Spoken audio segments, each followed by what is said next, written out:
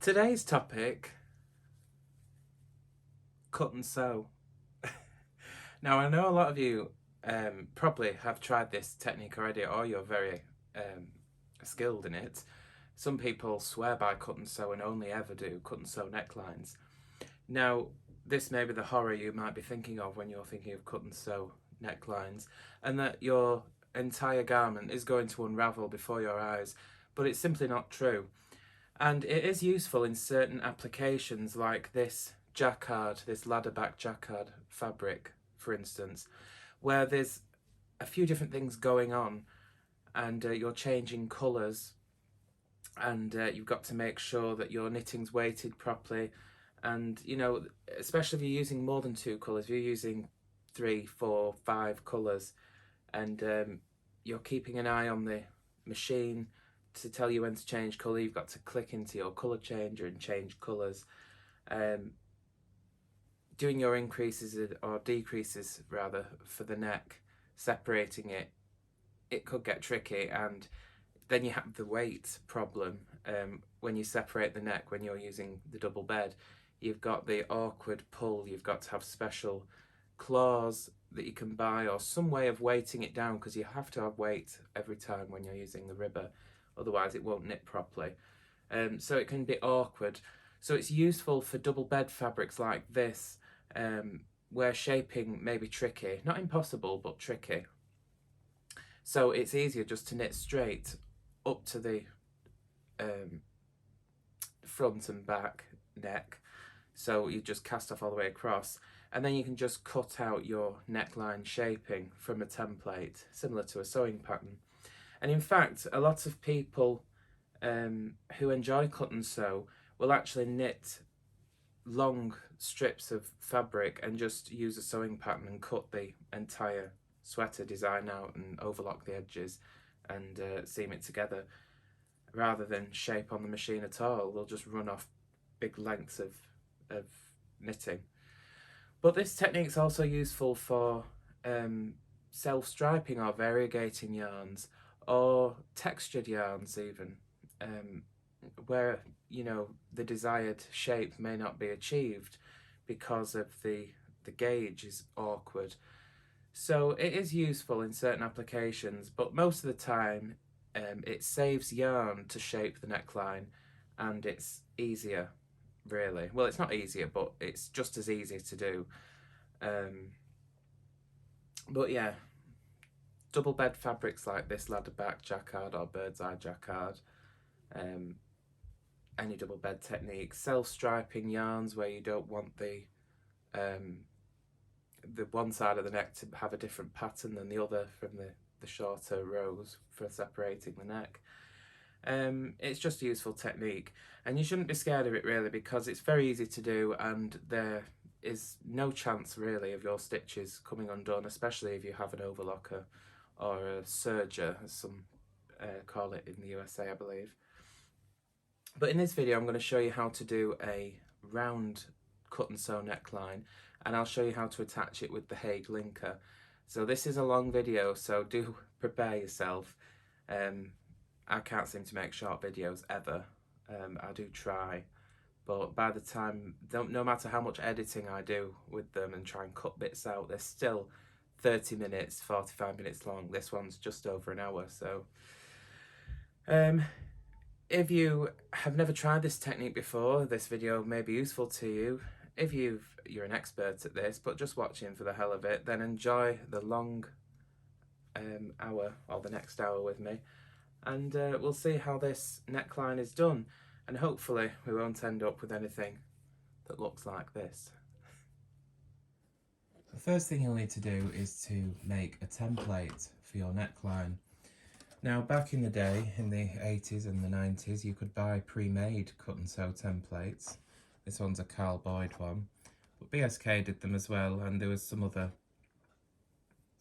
manufacturers and independent retailers that sold these templates. They were usually made of plastic or heavy card, and this one has a back neck and a front neck for a round neckline, and it's got 3 different depths of neck and 4 different widths and it's the same for the back neck as well. So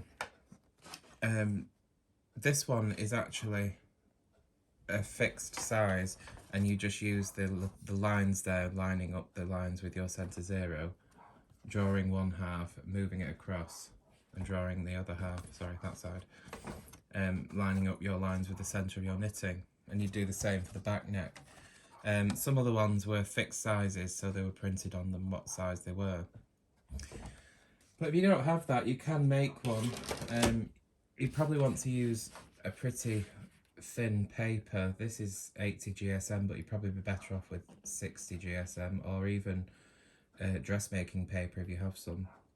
I did have some of that somewhere, but I don't know where it is at the moment. Now, I'm not going to use my template because I want a 22 centimetre neck, and this one only goes up to 20.2. So I've got my sheet of paper here, and the first thing I'm going to do is mark the depth of my neck at 9 centimetres, because I do want a 9 centimetre drop. Oops. Making sure it doesn't go off skew. There we go. That's my mark for my depth. And then I'm going to go across the paper at the top. I want to go this way because obviously I've measured from the top. And I'm going to measure 22. So there's one at 22 and one at 0, like so.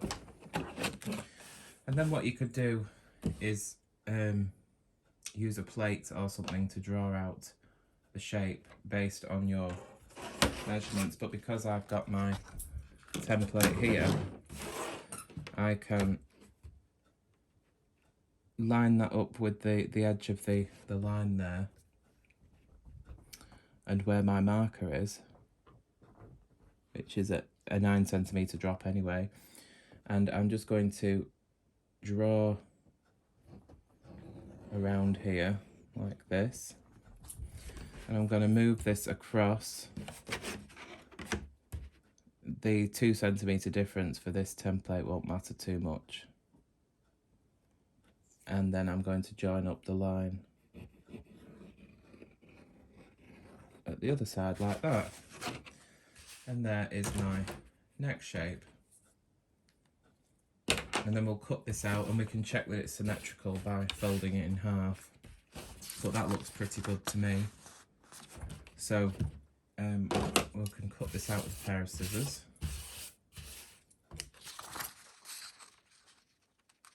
You know, these things don't have to be absolutely perfect, because of course at the end of the day it is knitting, and it will have some elasticity because of the nature of knitting.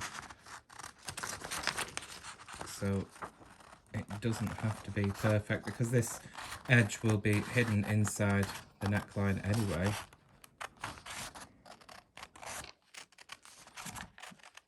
Better to move the paper, by the way, rather than the scissors. That's something my mum taught me. She's a paper crafter.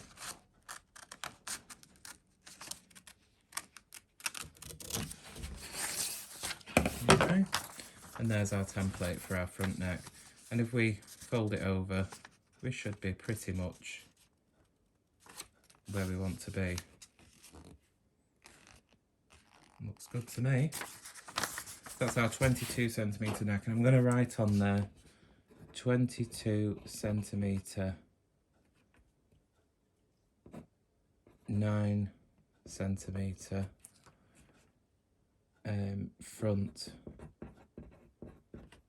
neck. Now you may have some other methods. If you're just watching this video for the fun of it and you've done these necklines before, you may have your own ways of doing it, but that's the easiest way, I think, really, is to either use a pre-made template and choose your size, or if you need some unusual size, then just draw it out on a piece of paper or dressmaking paper. You'd be better off with dressmaking paper really, because then you wouldn't have to cut it out. You could just put this whole piece on the knitting, making sure it was centered, and you could baste stitch around it and then tear it away, leaving your basting stitches in place. But because I've just used regular A4 printer copier paper, I've cut mine out. So that's the front neck. Now I'm knitting a drop shoulder, and it doesn't really need a back neck shape because drop shoulders don't tend to have them, but I may put one in anyway, because why not? So I'll cut another one for the back neck, and then we'll get on to putting these onto the sweater. One thing I forgot to tell you is make sure you mark your centre position. Sorry about that, there was somebody at the door.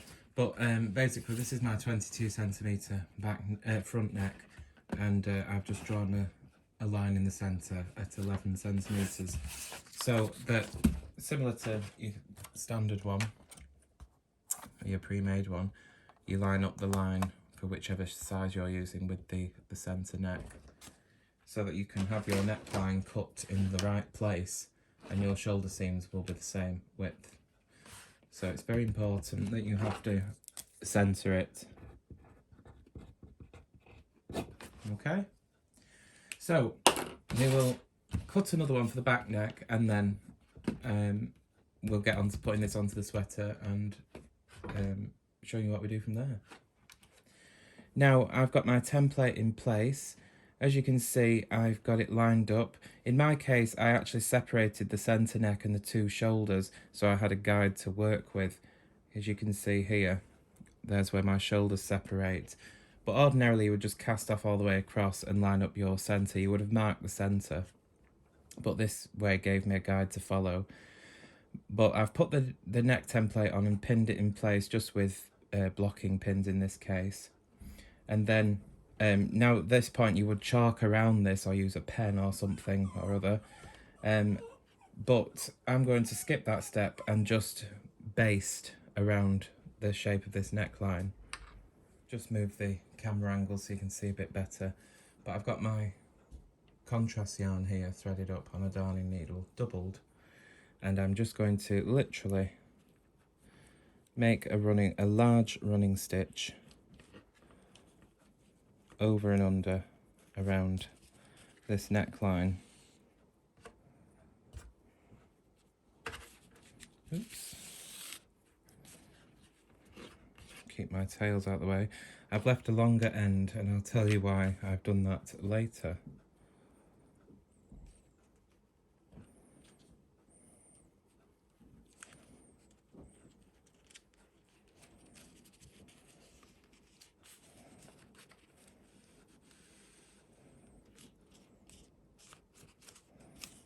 Oops.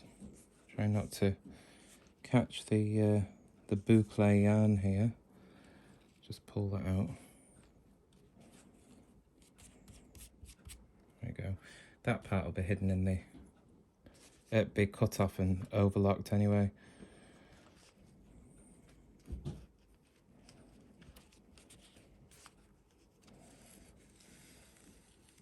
So I'm literally just following around the shape of this template. I'm trying to keep my hands out of the way so you can see what I'm doing.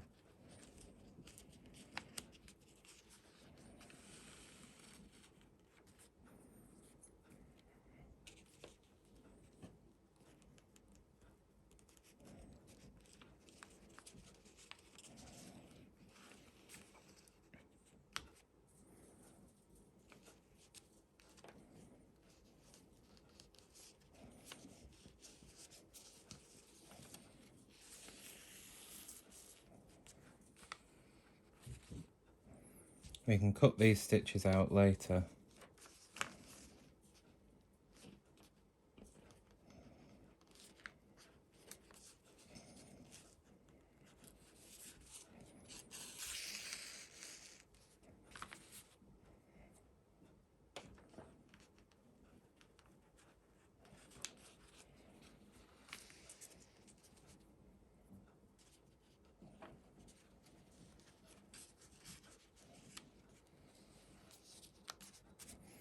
Nearly there.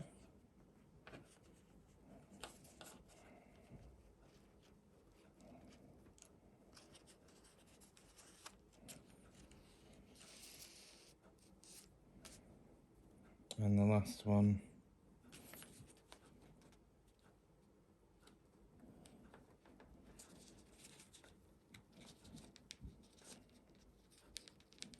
Taking it up to the edge of the fabric. It'd help if this needle wasn't so fat. Don't know where this darning needle came from. But anyway, now I've got to the end, I'm just going to, making sure my other tail doesn't get in the way. The basting yarn I've just used here, I'm just going to knot it.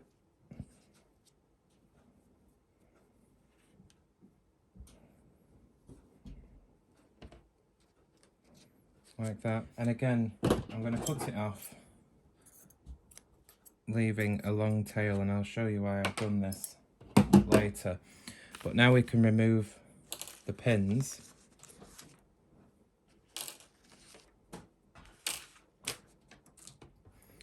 And you can see there is our neckline shape.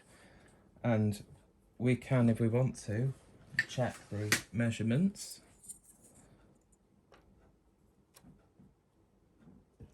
You can't probably see from there, but there's the 9cm drop and 22 centimeters in width. So what we'll do now is we'll take this over to the overlocker and we will overlock just to the outside. We'll put the knife up against the basted stitches here. So we would start this way round and the knife would just go to the outside of it, and it will cut off this piece of fabric and finish the edge off at the same time. If you don't have an overlocker, then what you would do is you would, after basting this in place or marking it out, you would go around with a sewing machine with a stretch stitch, either as straight or a zigzag stitch, whichever you prefer, and then you would cut close to the stitching, to the inside of the stitching, not outside. If you cut outside the stitching, you're cutting into the sweater. So make sure you're inside the stitching and you'll have a bit of a seam allowance there. But it's up to you. It's probably better with an overlocker because it overcasts the edge, cuts it off all in one step. Plus you have your differential feed and extra little settings that help with stretch fabrics like this. So yeah, if you do have an overlocker, it is better for this technique, but it isn't necessary. So I'm going to go over to the overlocker now and cut this shape out. So if you're wondering, I've got a 100% polyester overlocking thread threaded up on all 4 spools. I'm doing a 4-thread overlock. My needle tensions are 3.5. The upper looper is 4 and the lower looper is 5. And I've got my differential feed on 2.0, my stitch length at 2, and my stitch width at 5. Now, before we start, you want to make sure that you haven't stretched out the neckline with the basting stitches, because you don't want it to be, you know, drawn in. We don't want to add stretch or pucker it. And I'm actually going to reduce my presser foot pressure by 2 full turns, so it's just above 1. And I'll get in a bit closer here so you can see what we're doing. So I'm going to start with my needle in the down position because my knife is down with the needle down, so it's easier to line up. Now I'm going to start from the right shoulder seam, or the front in this case, so I'm going to be working from left to right basically. I'm going to position the edge of the knife here. Just, can you see where I've separated here for the shoulders? Normally you wouldn't have this, but there's the last stitch. And I want to put the knife just at the side of this basting stitch here. Okay, so we're right at the starting point here. And the important thing to remember is not to add any stretch. Make sure you're giving the fabric plenty of ease as you go around, because you don't want to stretch it as it goes through. So we'll press on the foot pedal and off we go, and we'll just follow with the knife just to the outside of this line here.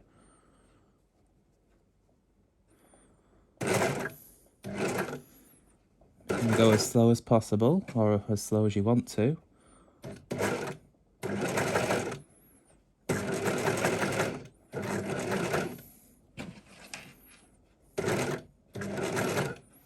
And making sure that we're not adding any stretch to the neckline. Keep this up out the way so that it doesn't stretch the fabric as you go around.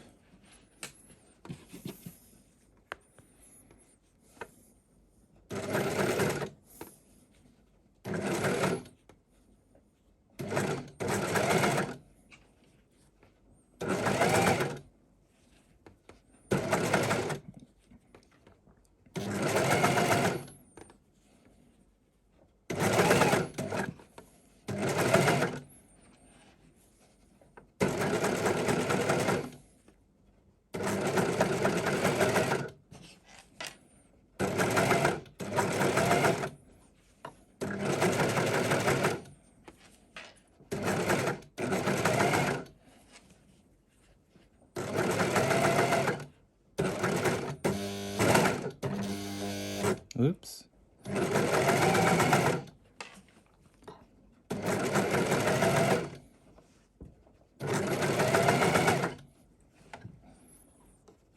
Okay, and we're coming up to the end here. Excuse me. And again, I want to take note of my shoulder. This wouldn't be super important if you just cast off all the way across. You'd be just following purely your basting stitches, but I don't want to get them crossed over. So here we are.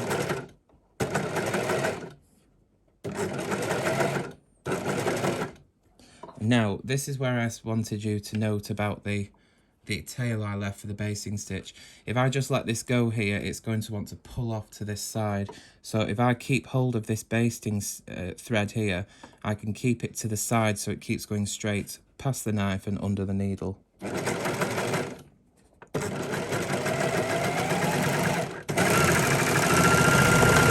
Leave a tail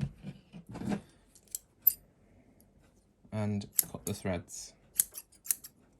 We'll do some sharper scissors really. So I'll just move the machine out the way and I'll show you what we've got. Okay, I'm in handheld mode here. You can see there's our neckline. There's the two shoulders. We can measure these up in a minute. Check that they're okay. And our neckline edge here, which has been overlocked, as you can see, all around the edge. This will not come undone. And if it looks a little bit wavy, don't worry, this one looks perfect, but this is where your differential feed on your overlocker really comes into play, to get rid of the waviness so that it pulls through flat. If you do have a little bit of waviness, you can steam it out and pull on these threads that you've left the tails of to adjust it slightly. But you know, you should have corrected your settings before tackling the sweater. So the next thing to do is to do exactly the same thing on the back neck, and then we can attach the neckline. And don't worry about this raw edge, we won't see any of this when the sweater or when the neckband is attached. So the next step in the process of the neckline is to join one of the shoulder seams. So I'm going to use the Hague linker, but you could join this seam by hand, or if you've got live stitches you could join it on the sewing machine. It's really up to you. So I'm supporting the garment with my knees. I've got my linker on a stand, and I'm just going to put the right side of the front facing me. I'm going to join the left shoulder seam in this case, and if you had live stitches here you would just be doing this stitch for stitch, but I've got a closed edge, so I'm just going to pop it onto the closed edge onto the linker pins, just the bitter edge of the cast off stitches. As these are not live stitches, it doesn't have to be exactly perfect going through stitches, but you do want to make a neat job of putting it on, because the neater you put the fabric on, the neater your seam will be. But it's important at this point to make sure that you do if you're using a linker like this, or even on the knitting machine, that you support the fabric, because you don't want to stretch out the neckline edge, because at the moment it's just overlocked and it doesn't have incredible stability, so you want to be sure that you keep it supported. And it is better if you prepare your cast off edge, or should I say you prepare your knitting, because you want the pieces to sit flat as possible. There we go, so we're at just over 23 there, and we've got 65 stitches. So the first piece is now on, as you can see, with the right side facing us, and if you see any inconsistencies on the edge there, you can tidy them up. What you see underneath the point ring is what you will see on your seam. So if you go across and just check that everything looks okay, then it will look neat when it comes off. So the next piece needs to go on making sure that you join the correct shoulders together. So this is the left front shoulder seam. So we need to make sure we have the left back shoulder seam, which is this one here. And you need to make sure you match up the necklines, and this time wrong side facing us, so right sides are together. And just do the same thing, popping on as close to one stitch from the edge as you can. It's actually easier to do it on the back side of the knitting, because you've got more of a guide to follow. One side is always easier to put on the linker than the other. And I'm not applying any stretch, by the way, because the circular drum of the linker will take up the ease. So I'm literally just pushing it on to the pins.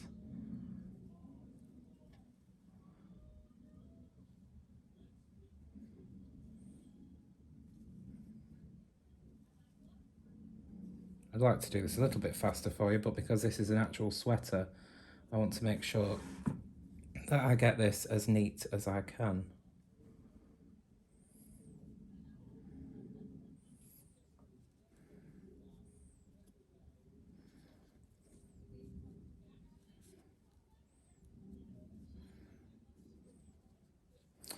Okay, and you want to check that you have the same amount of fabric on top of the linker pins all the way across.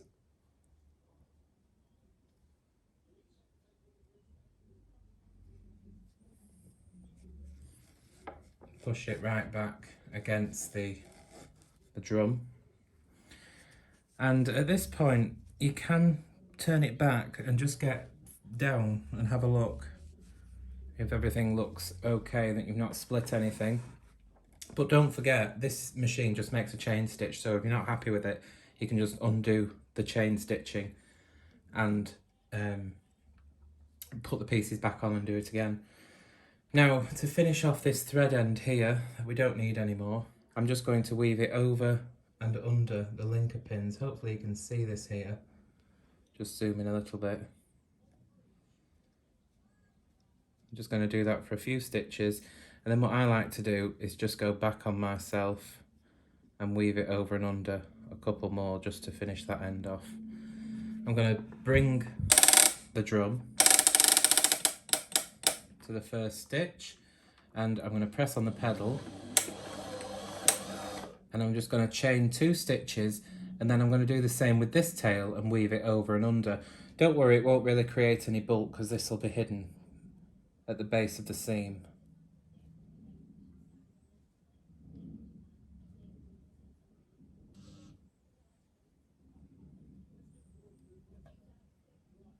Okay. We can clip those ends off in a moment.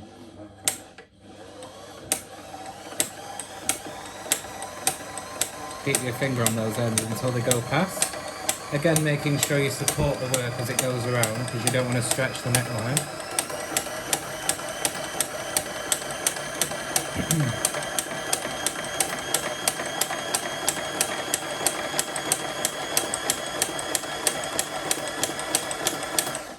When you get to the end, do a few more chain stitches so you can get it off the linker without the stitches undoing themselves. I pull a bit of slack through, remove the loop from the looper, and remove the shoulder from the linker pins. Now I'm just going to cut this tail here and pull this thread back to the start of the seam, to the last stitch like that, and then pulled it back to the last stitch like that, and then we'll just pull the loop all the way through to secure the end, but I won't give it a good tug yet because I just want to check the seam. So there you can see is the joined shoulder seam, and if I turn it back, it should have a pretty nice join to it. And if I can get in focus on that, so I'll show you. It looks pretty good to me. So I am going to secure my end here. I'll weave that in later. And then these extra tails here from where you weave the yarn in at the start, you can just get your scissors and clip those close so they don't come undone. Making sure you don't cut the knitting. So here you can see what we've done. We've overlocked the neckline edge to get the shape, and we've joined one shoulder seam. Now at this point is usually where you would, to estimate the number of needles you would need to knit the neckband, you would put it up against the machine and just gauge the number of needles required. Well, I don't like to do that because that gives the opportunity for the neckline to stretch out at this point, and I don't want that. I only want to be stretching it once when I'm putting it on the linker, because holding it out at each end of the shoulders, the open shoulders, is going to put some stress on this neckline edge, and I don't want to widen it. So what I'm going to do instead is use my tape measure and just loosely, don't have to be exact, just measure around the neckline edge like this, and I'm just moving my finger as I go because obviously the tape won't bend, and I'm getting 67.5. So I'll write that down. Neckline edge measures 67.5 centimeters.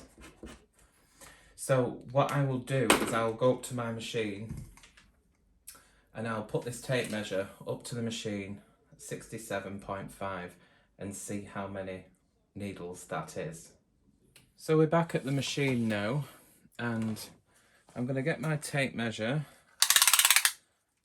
and we're going to find out how many stitches we need for this neckline. So it was 67.5, so half of that's going to be about 33 something.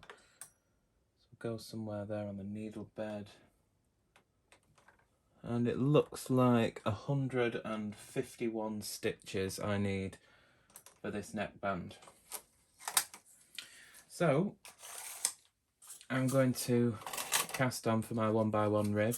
Of course, for a cut and sew neckline you can do any sort of neckband that you want, as long as it's a sandwich band. You can do a full needle rib, 1x1, 2x2, just a folded hem, picot hem, a fair isle band, whatever you want.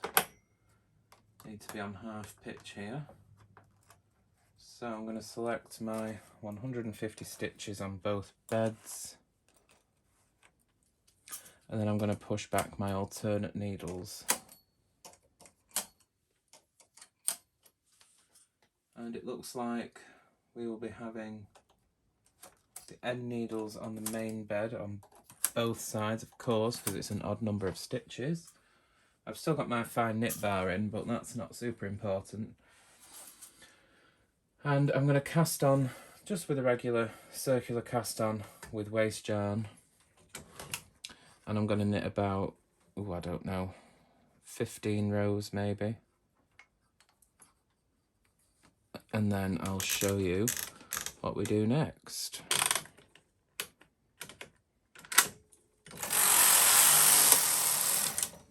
So I've knitted my 15 rows and I've ended with the carriage on the left. I'm just going to disconnect the ribber carriage and push it right to the end and move my main carriage onto the extension rail, because now I want to transfer all the stitches onto the main bed, and brother will give you a handy optional little device to do this with, the transfer carriage. I have made a video on this already. You just bring all the empty needles into working position for a 1x1, set the ribber onto half pitch and just take it across. Okay, push the ribber needles down and push the main bed needles back. And as you can see, all those stitches have been transferred. So I'm going to reconnect my carriages, and I'm going to break off the main yarn, the waste yarn rather. Now the rib that I'm going to knit, the 1x1 rib, is going to be 28 rows total. So there'll be 1 row of main yarn here, there'll be 12 rows of rib, 1 fold row, so you get a nice crisp fold, another 12 rows, and then 2 rows of stocking stitch, so 28 rows in total. So now that the waste yarn is in place and all the stitches are transferred to the main bed, we need a separator thread, and usually you would use ravel cord, which is a nylon cord, but because I'm attaching this band with the linker and these stitches will be upside down when I'm hanging them, it's going to be much easier to use an even thinner thread, so I'm going to use sewing thread. And I'm just going to hang that in the carriage. I'm going to push in my part button here so I can get it threaded more easily. Pop it down between the needle bed there, grab onto it.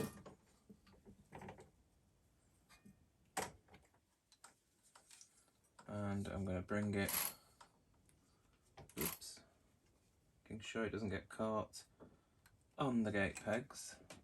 Thread it into the carriage. I'm just going to rest that there a minute. I'm going to pop a clip on the end. So the sewing thread is threaded into the carriage and my tension is main tension +1. So my main tension is 6, I've got it on 7. Make sure my part button's cancelled there. And what I'm going to do is I'm going to knit a row with this sewing thread, and this will help me separate the stitches from the waste yarn while I'm hanging these stitches onto the Hague linker pins, because they're very close together and there's not a lot of room to get in there, so it makes it much easier to see. So I'm going to knit with this thread until the first needle catches it. Then I'm going to use some sort of a tool. I'm just going to use the end of my latch tool because it'll fit through the hole there, and then it will feed very beautifully as I go across. So here we are, letting the sewing thread unwind as I knit across. Then I can just unthread it and cut it off. And on the same tension, main tension +1, I'm going to knit 1 stockinette row over these needles that I have the sewing thread on with the main yarn.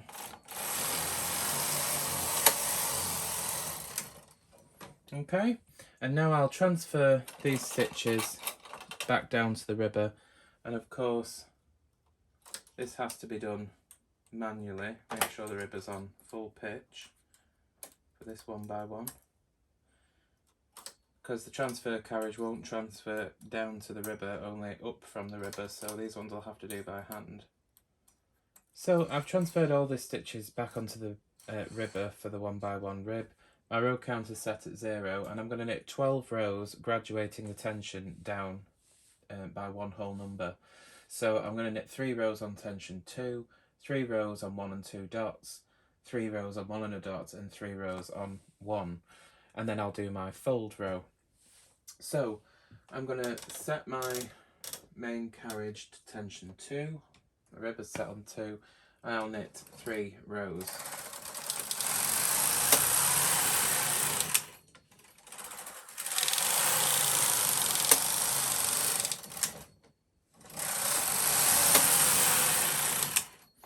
Gonna knock it down by 1 click. Oops, no way.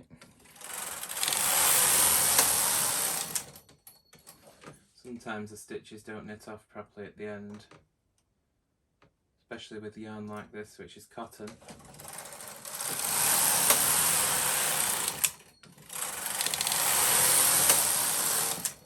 I'm gonna go back by 1 click again, another 3 rows.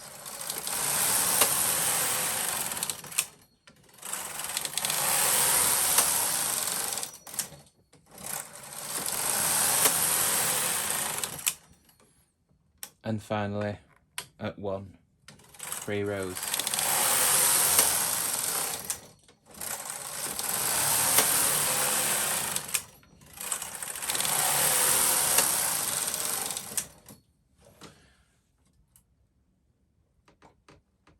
Then I'm going to turn up my tension to main tension on both carriages, which is 6, but I'm going to add,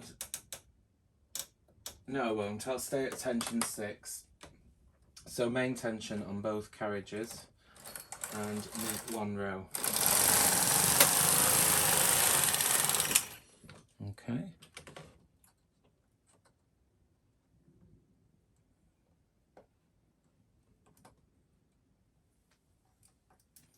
And then again 12 more rows, graduating the tension. So I'm going to set back to tension 1, because I'm going to go back up to 2 as I go to the end of the rib.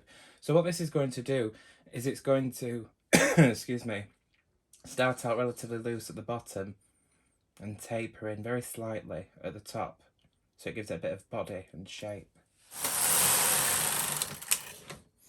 Okay, and because this is a cotton yarn, I'm not going to trust my transfer carriage to transfer these stitches, so I'm just going to transfer them by hand. So I'm just going to transfer all these rib stitches up to the main bed, and then we can do our stockinette rows. So I thought I recorded that, but I didn't. But anyway, I transferred all the stitches to the main bed. I set my tension dial on the main carriage at 7, and I've just knitted 2 rows in stocking stitch.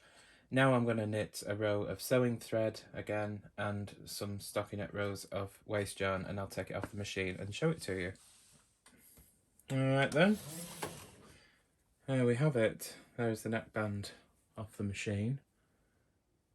Of course it's retracts in a bit, but doesn't look like much at the moment. But this will need steaming, which is what I'll do next.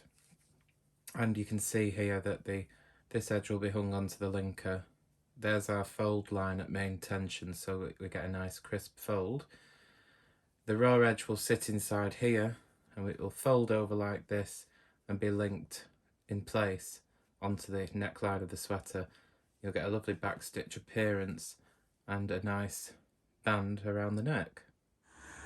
So when I steam this band, I'm literally not going to pin it out. I'm just going to open it up slightly and let the steam penetrate. Make sure you get the waste yarn as well, because you need to hold on to that when you're hanging the neckline. The reason I don't want to pin it out is because I don't want to lose the elasticity of the rib. I just want the steam to penetrate it We'll come to the main part in a minute. I'm just going to focus on the waist yarn at the moment.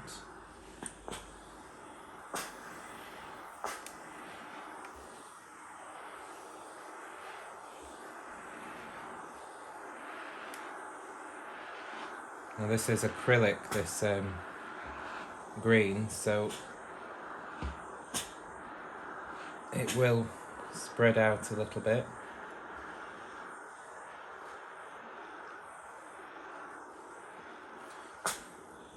Would have been better on an ironing board this really, but this table will just have to do.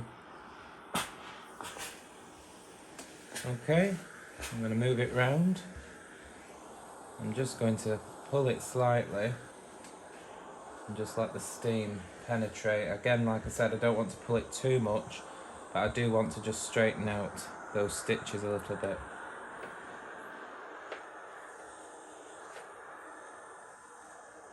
And having this waist yarn nice and flat, remember this top section is stocking stitch, will really help with trying to hang it. I'm using a lower steam setting on my steamer here.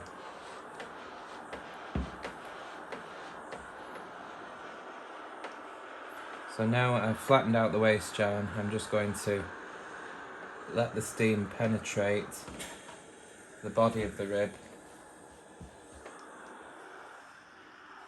on both sides. I'm not pressing on here, I'm just letting the steam pass through.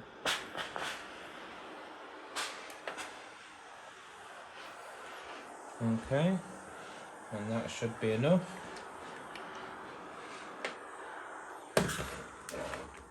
And I will just let that cool down and dry off a little bit. You can stretch out the waist yarn at the bottom a little bit if you want, but just don't pull on the main body of the rib because you don't want to set in any stretch. But there we go. There is the neckband steamed, and once it's cooled and dried off, it'll be ready to attach. So now it's time to attach the neckband onto the neckline of the sweater. And I'm going to be showing you this on the Hague linker, but you don't have to use a linker. You can just backstitch the neckband in place, just pin the neckband onto the neckline of the garment and backstitch through the open loops, both from the cast on edge and the finished edge there that will show on the front of the sweater. But you can also use your machine, your knitting machine, to join the neckband on in the same way that I'll show you on the linker. Once you've attached it in the way I'll show you, you'll simply lay the yarn into the hooks of the needles, close all the latches and pull them back one by one. You'll have to knit the row by hand because the neckband will be extending above the needle bed and your carriage won't go across. So you just have to knit a row relatively loosely and then fold the neckband forward of the gate pegs and cast off, either with a backstitch cast off or behind the gate pegs cast off. But this type of a neckband is much easier to do if you do have a linking machine. So I will be showing you on the Hague linker. So I want to start with the bottom edge of the ribbing here where I did that one looser row of stocking stitch and then went into the rib. You can see this is definitely the wrong side because the 2 rows of stockinette we did at the top, there's the purl side, whereas this side you can see is knit. So this is the side we need to work from. And the first area that will hang onto the linker, as I say, is this first row at the bottom of the rib with that 1 row of stocking stitch. And I want to begin with my linker on the scale here. You can see it goes in centimetres at the back of the scale there, and at the front is stitches. So I want to start at stitch number 1, which is just the pin that's just to the right here of the line. So holding the work above, spin this a bit round so you can see a bit better. Remember that when you're working from the bottom edge of a knitted piece, that there'll always be 1 stitch less. So this neckband was knitted on 151 stitches, so at the bottom here there'll only be 150, just because of the nature of the knit fabric. At the top there will be 151, but I'm still going to start on the bottom left here with the first loop at stitch 1 on the linker point ring.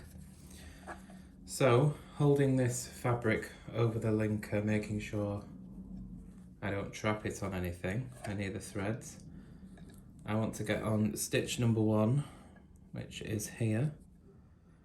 And because of the, after doing that 1 row stocking stitch, and then we transferred to the rib, some of the stitch, every other stitch will have a slight twist to it, which we don't want to incorporate the twist. It's just the nature of the knit and purl stitches, how it wants to, the tension on it, that wants to pull it round the other way. But as we stretch the fabric and put it on, you'll be able to see what I'm saying and straighten them out. You can see the sewing thread here helps, and having a lot of waste yarn to hold on to, because the sewing thread's so thin, it really separates those stitches so that you can very easily see what is an actual stitch and what is a sinker loop in between. So you need to put the linker pin through the stitch like there and not in between it there, otherwise it won't be caught. So starting with stitch 1 on the point ring and the first stitch on my piece of ribbing here on the bottom, I'm going to attach the first one, and the first couple you'll put on are a bit tricky, especially with them trying to show you. Let's keep my hands out of the way.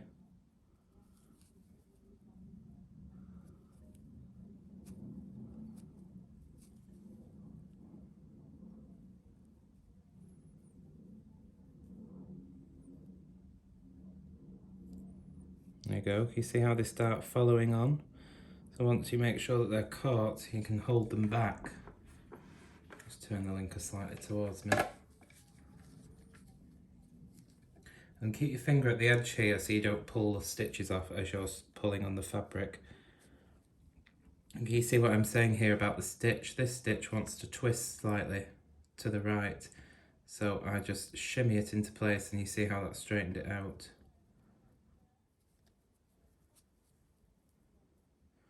Don't try and put loads of stitches on at a time. Just put a few on, move it slightly. Again, keeping your finger on top of the point ring so you don't pull the stitches off that you've already put on.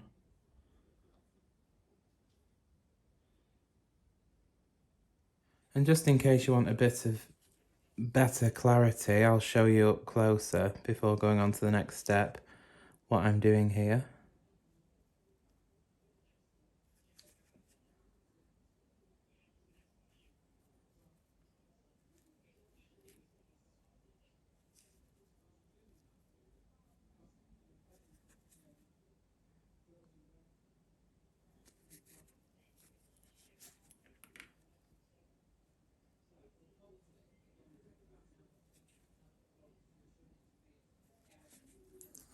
And you'll be able to see very clearly if you pull down on the sewing thread and you just look at the stitches going off the top of the linker and the main yarn and the waste yarn underneath, you should have a perfect row of loops underneath every single pin on the linker, and between each of the columns you should have a knit and a purl, a knit and a purl. And if there's any inconsistencies, like if I hadn't put that on, can you see that that stands out straight away? It looks very different than the rest of it. So you'll be able to see that that needs correcting, like that. So there's the bottom of the neckband in place. Now I turn the linker around. You can see, as I said, we have finished here at 150. So when I come to fold this band over, the last stitch will be on 151 because this is the right way up of the knitting, if you like. This is the end that will unravel, whereas it won't unravel from this end very easily. So now we need to attach the neckline of the garment onto the linker pins. The right side is facing me and I'm starting from the left front neck here. I'm supporting the sweater with my knees so I don't add any stretch unnecessarily. So I'm going to leave about 1/4 of an inch above the linker pins that will be sandwiched inside the band, basically just below where the overlocking stitches is. And I'm not going to apply any stretch. I'm just going to start from the very top of where the shoulder seam will be, just beneath the overlocking thread at the start of the neckband. I'm not stretching this, just pushing it on. Don't have to be super neat at this point, you just want to get it on and then you can adjust it later. Because as you remember, I said what you see beneath the linker pins is what you will see on the sweater. So just carefully going around and pushing just beneath the overlock stitches onto the linker pins.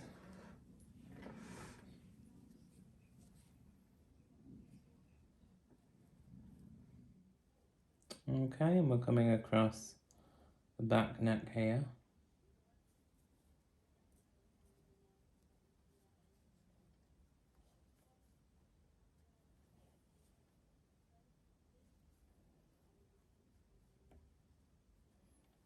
I'm just sort of neatly putting it on as I go.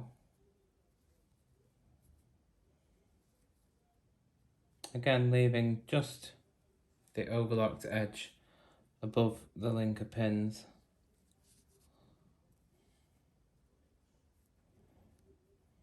And I'm not stretching it, I must say, again.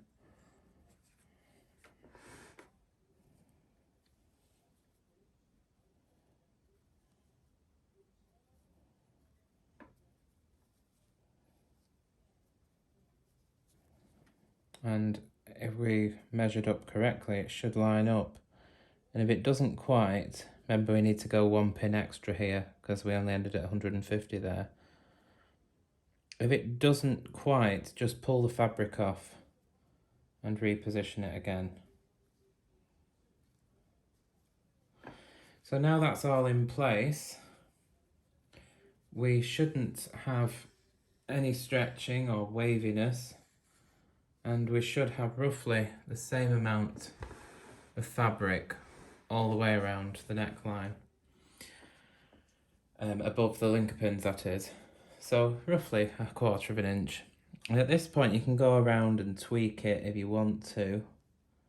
Let's make it look a bit prettier, because as I say, you will have the back stitching over here, but you will see the very edge of where the stitch rounds off there when it's folded on and stitched. So as I say, when you look underneath the linker pins, that is pretty much what you'll see on the edge of your neckline. So we're going to fold the band over, making sure we don't get any ends caught. And then these stocking stitches here, we want to put on the first needle that carries a stitch. Oops.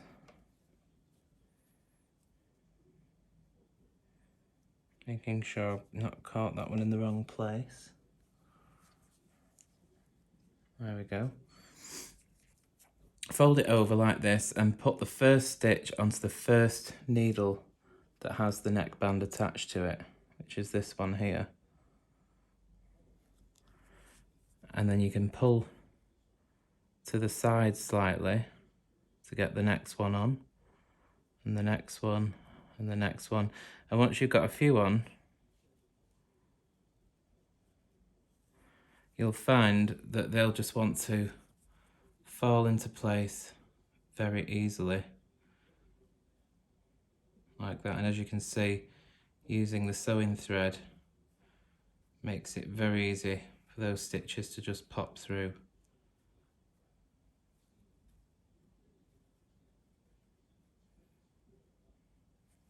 Like that. I'm not looking directly in front of it, so it's a bit more difficult for me to see than what the camera is currently looking at.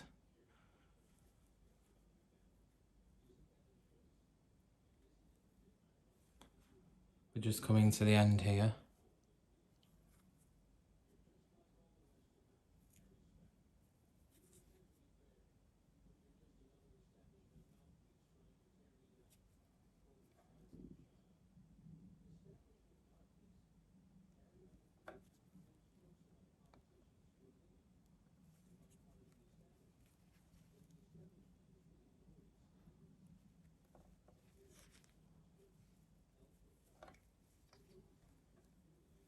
Okay. Remembering that the last stitch there, because we're on the right side, or the top edge of the ribbing here that we've just folded over, we will have 151 and not 150. So again, make sure that that lines up at 151, which should be your last stitch. And that's everything hung onto the linker. And again, just like before, if we pull down on the sewing thread here, you may just be able to see there that underneath, the loops will go underneath the linker pins if it's hung correctly. If you don't see a loop under every pin on the drum, then there's a stitch not caught and you need to make sure you correct it before going any further. Now at this point, you will want to reduce the tension on your linker by a few turns. You don't have to be exact about it, but take a lot of the tension off the...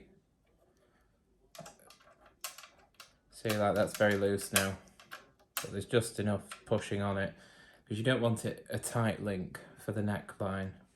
You don't want the stitches to really pull in on the back stitched effect on the front, and you also want it to have some give to it, so make sure you reduce your tension a little bit. Well, I thought I was recording the linking of the neckline.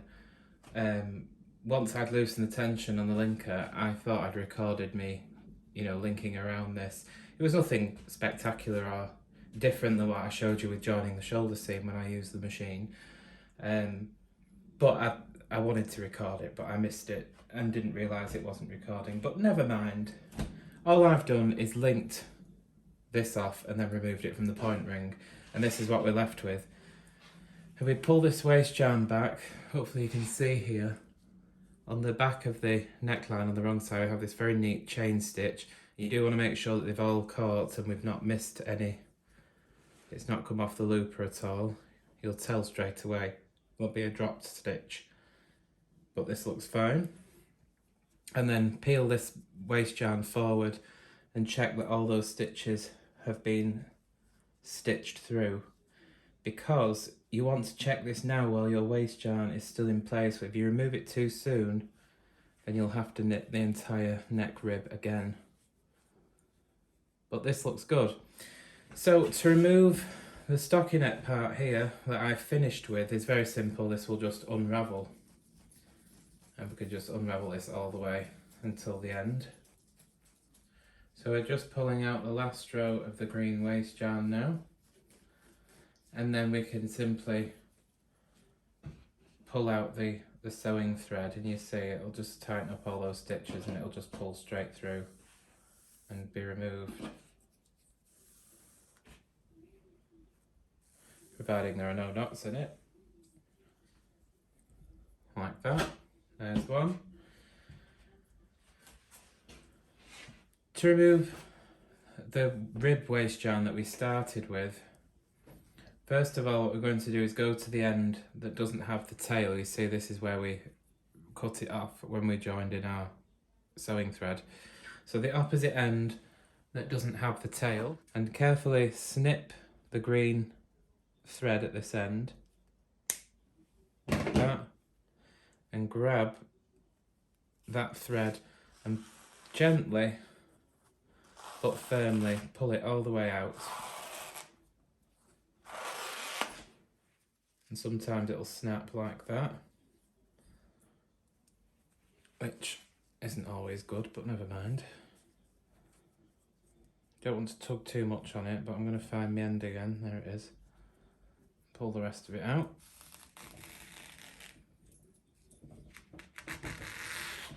Okay. And then we can remove the sewing thread. You'll maybe have to snip some areas of it to free it. There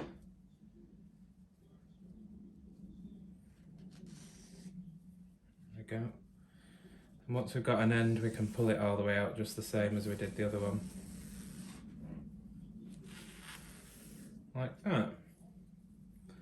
There's the rest of that one, and there's that green waste yarn just comes off. And now you'll just want to get yourself a knitting needle and run it through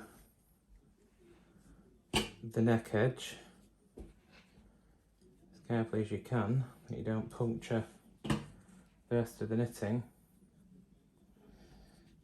Thread that through and just give it a little bit of a tug. You don't have to go crazy with it, just to neaten up the stitches.